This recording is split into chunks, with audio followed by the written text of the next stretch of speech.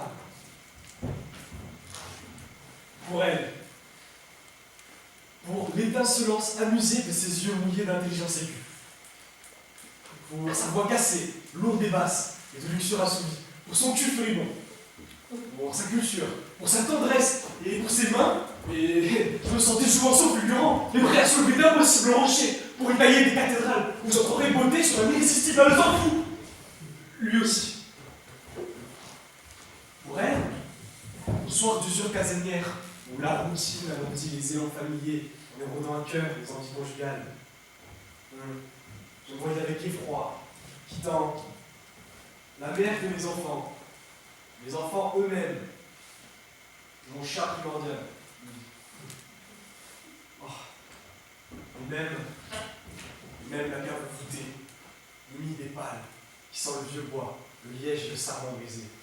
Ma cave indispensable et secrète, où je parle à mon vin quand ma tête est malade, et qu'on n'éclaire qu'à la bougie pour le respect frileux des traditions perdues, et de la vie qui court dans les 1000 flacons au nom magique de châteaux occitans et de maisons d'Urgonde. Cette femme, à la quarantaine mouvante, que 3 ridules le gratinent à peine. En 3 paillettes autour de ses rires de petite fille encore. Ce fruit mûr à cœur, il faut encore tomber. Pour le son victorien et le canapé noir où nous comprenons Dieu en écoutant Mozart. Pour la fermeté lisse de sa démarche Dior et de soie noire aussi. Pour sa vérité dans le maintien de la Gauloise et pour ses seins arrogants, toujours debout, même en plus périlleux des moins avouables révérences. Pour cette femme infiniment inhabituelle, mais j'étais sur le bord de renier mes propres pantoufles.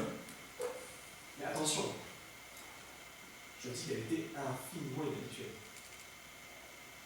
Par exemple, je parlais souvent en latin.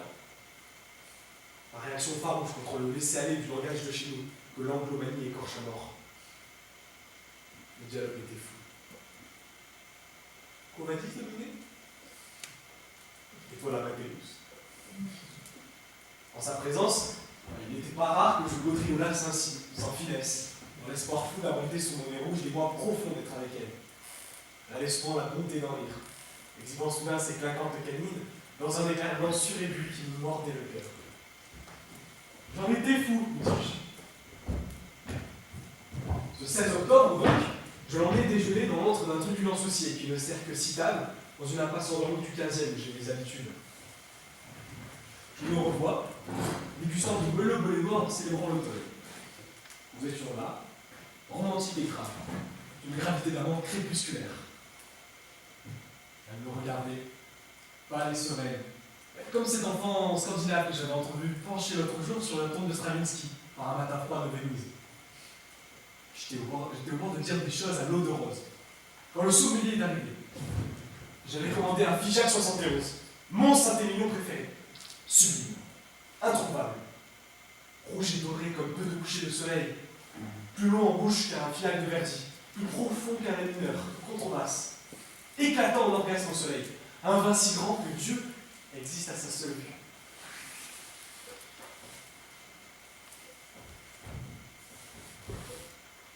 Elle a mis de l'eau dedans. Je ne l'ai plus jamais aimé.